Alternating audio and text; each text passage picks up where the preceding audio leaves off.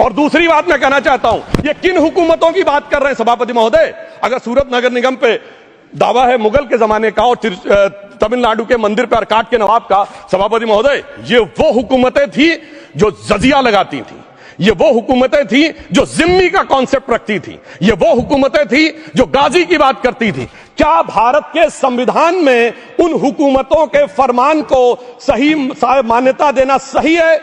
बिल्कुल गलत है। मैं कहता हूं बाबा साहब अंबेडकर के संविधान में यदि आप ऐसी हुकूमतों के फरमान को रखने की कोशिश करते हैं तो this is fraud on constitution, और हमारी सरकार ने अगर बैकडेट से वो बंद किया है तो उस फ्रॉड को रोकने की पूरी व्यवस्था की है। और यहां पर मैं ये भी कहना चाहता हूं सभापति महोदय, जमींदारी उन्मूलन 1948 में हो गया, मगर ये बाद में जमींदार कैसे क्रिएट हो गए? हमने बचपन में विनोबा भावे, हम लोग के जन्म से बहुत पहले की बात है, विनोबा भावे जी के भूदान आंदोलन की बात सुनी थी, जिसमें जमींदारों से पैसा लेके जमीन लेके गरीबों को दी जाती थी। पर सभापति महोदय, कभी आपने सुना कि गरीबों की जमीन जमींदारों को मिल जाए?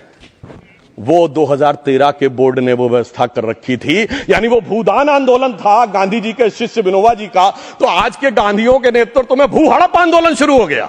अगर वो भूदान आंदोलन था तो ये भू हड़प आंदोलन था। इसलिए मैं एक और बात भी कहना चाहूंगा सभापति महोदय कि जिन हुकूमतों के फरमान की बात की जाती है, एक और फैक्ट है, इसको कोई अन्यथा न ले, जितने मुस्लिम बादशाह अलाउद्दीन खिलजी के बाद उन्होंने बगदाद की खलीफा का खुतबा पढ़ा है, that is a foreign rule, it's on record. कैसे उसको भारत सरकार मान्यता दे सकती है? इसलिए मैं कहना चाहता हूं जरा सा गौर से देखेंगे तो हकीकत आपके सामने आ जाएगी। और क्या कभी किसी ने कल्पना की, किसी क्रिश्चियन ने तो नहीं कहा कि इंडिया गेट हमारा है, गेटवे ऑफ इंडिया हमारा है, और चर्च नहीं सही फिर भी चर्च गेट हमारा है? तो फिर यह केवल किसी एक के दिमाग में क्यों आती है? हमने जो इवैक्यू एक्ट के तहत दे दिया था पाकिस्तान के गए लोगों को, क्या हमारे जो सिख और हिंदू भाई आए थे उनकी जमीनें मिली? अरे महाराजा रणजीत सिंह की राजधानी लाहौर थी और काबुल तक था राज, तो क्या उन्होंने जमीनें नहीं दान दी होगी गुरुद्वारे और मंदिरों को? वो मिली? अरे वो तो छोड़िए, ननकाना साहब और करतारपुर साहब तक नहीं मिला था। इससे दिखाई पड़ता है कि कितनी एक तरफा हम लोगों ने कोई निगोशिएट ही नहीं किया और उसे करने की बात कही थी। इसलिए मैं कह सकता हूं सर, अब हमारी सरकार ने जो संशोधन किए हैं, अब यह मजहबी हुकूमत के फरमान से नहीं, बाबा साहब अंबेडकर के संविधान से चलने वाला है। अब मैं अंत में उस विषय के ऊपर आता हूं जिसे सांप्रदायिक राजनीति बनाम सेकुलर राजनीति इसके ऊपर कहा जाता है। सभापति महोदय, मैं बताना चाहता हूं कि जब आजादी मिली उसके बाद क्या किसी ने डिमांड किया था कि हमें वक्फ बोर्ड चाहिए? नहीं किया था। फिर क्यों 54 में दिया गया? किसी मुस्लिम ने डिमांड किया क्या कि मदरसे चाहिए? फिर क्यों दिया गया? मुस्लिम समाज तो राष्ट्र की मुख्य धारा में आने को तैयार था, इसीलिए यूसुफ खान, दिलीप कुमार के नाम से आने में उन्हें कोई प्रॉब्लम नहीं थी। महजबीन बानो को मीना कुमारी के रूप में आने में प्रॉब्लम नहीं थी। मुमताज बेगम को मधुबाला बन के आने में प्रॉब्लम नहीं थी। हामिद अली को अजीत के रूप में आने प्रॉब्लम नहीं थी। मगर, और मैं यह भी बताना चाहता हूं, मुस्लिम समाज में बहुत बड़ा तबका उस समय इस बात को सोच रहा था, और अभी कपिल सिब्बल साहब बोले, ये उस चीज के वकील नहीं, इन्हें पता होना चाहिए, पता होगा कि सुन्नी सेंट्रल वक्फ बोर्ड राम मंदिर में 1961 में मुद्दई बना है, 12 साल के बाद, क्योंकि के मोहम्मद ने लिखा है कि एक बहुत बड़ा तबका था जो ये मानता था कि हमें इस चक्कर में नहीं पड़ना चाहिए।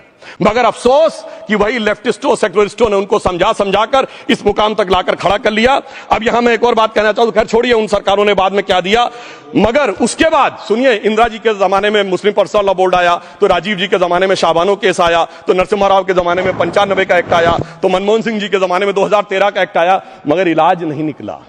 तो इसे एक शेर में कहूंगा कि मरीजे सेकुलर इश्क पर लानत खुदा की, मर्ज बढ़ता गया जो दवा की। अब मैं सभापति महोदय एक और बात कहना चाहता हूं, शुरू के 20-25 साल में मुस्लिम समाज के बारे में मैं कहना चाहता हूं। आज जब आजादी मिली तो मुस्लिम समाज के प्रतीक कौन थे?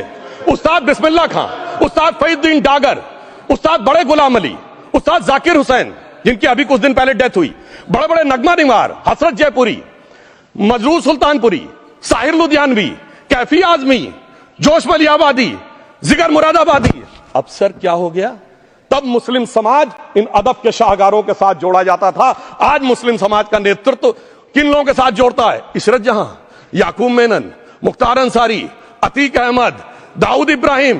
कौन जोड़ रहा है ये? तब से सर, जब से ये सेकुलर हो गया देश 1976 से और सेकुलर सियासत शुरू हुई, उसने ले जाकर इनको इस मुकाम तक पहुंचाया। और इस वक्फ बोर्ड के बिल में भी जो बात कही जा रही है सर, मुस्लिम समाज को यह समझाया गया कि तुम्हें बीजेपी वालों को तुमसे बड़ी अदावत है, और कहा गया इनको बड़ी मोहब्बत है।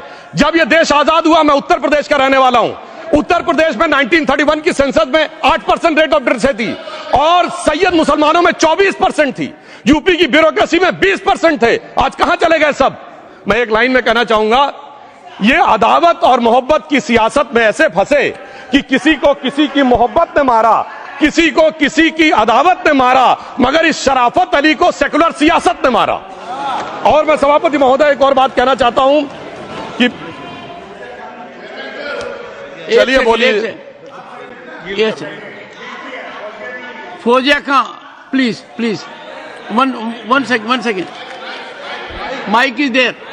यस, ये बोल रहे हैं मुस्लिम समाज आज का इशरत जहां और फलाना टेररिस्ट के साथ नाम जोड़ रहे हैं। ये बिल्कुल आरोप है सर, इसको एक्सपंज करना चाहिए। ये समाज के साथ अन्याय है। ये बात आपको एक्सपंज करना होगा सर, ये बात को। एक honourable member, if you would carefully go through what Sudhanshu has said, I am sure you will appreciate his spirit. Just think for a moment. He has not cast any aspersions. Sudhanshu, go ahead. Time में जवाब दूंगा और उसके बाद ये हमारा सदन माने ना माने, जो देख रहे होंगे उनके लिए कहना चाहता हूं sir, doctor APJ Abdul Kalam. One second. काहे परेशान? Vaiko ji, honourable member, Vaiko ji, oh my God, Vaiko जी,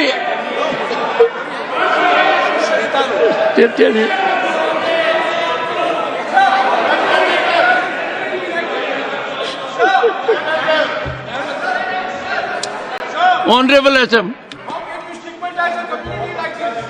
को जी हिंदी समझ रहे हैं।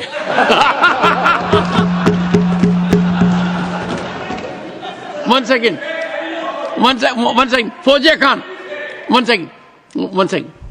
First, I think, one second. Sir क्या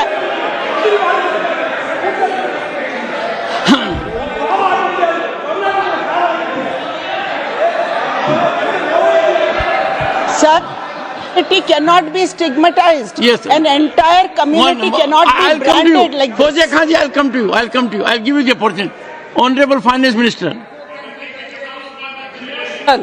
But one line he said, one line, please.